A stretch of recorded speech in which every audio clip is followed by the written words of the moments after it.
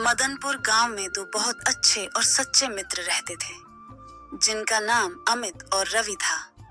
रवि एक किसान था। रवि के पास थोड़ी ही जमीन थी। रवि बहुत मेहनती था। वह अपने छोटे से खेत में कई तरह की फसलें उगाता था।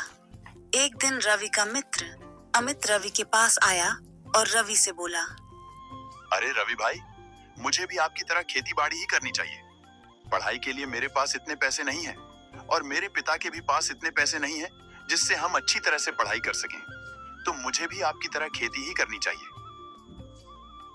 मैंने अमित से कहा, अगर भाई तू काम करने की कह रहा है तो मैं तेरा साथ दूंगा।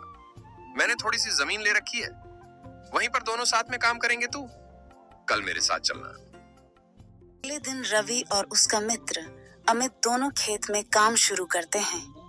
पूरे दिन खेत की खुदाई करते हैं।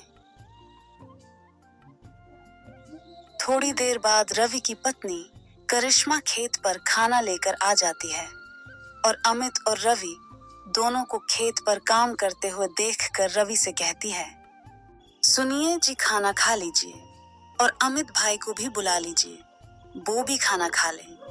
और फिर वो तीनों साथ में खाना खाते हैं। कुछ महीनों बाद उनकी मेहनत रंग लाती है और उनकी फसल तैयार हो जाती है।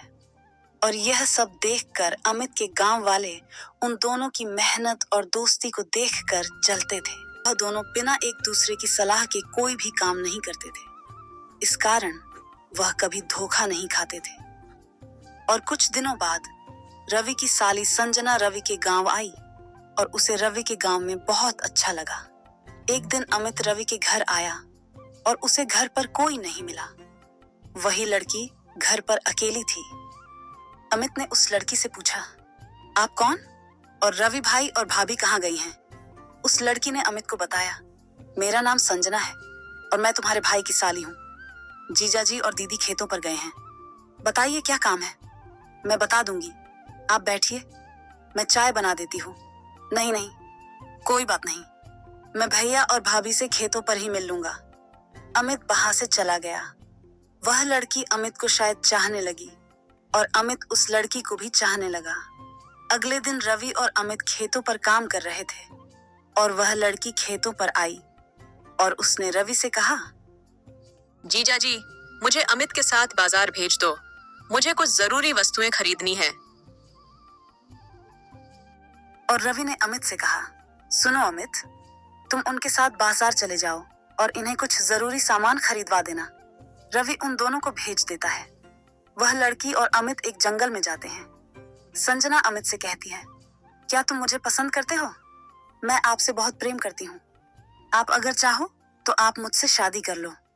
यह सभी बातें रवि की पत्नी करिश्मा सुन लेती हैं। शाम को रवि की पत्नी रवि से कहती हैं, क्यों ना अमित की शादी संजना के साथ करवा दें?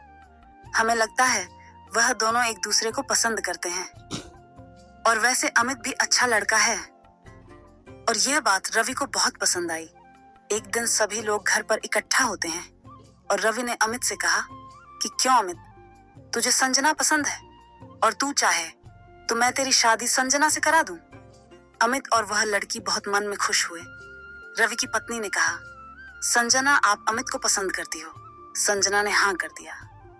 कुछ दिनों बाद अमित की शादी संजना से करा दी और वह दोनों अच्छे से अपना जीवन व्यतीत करने लगे।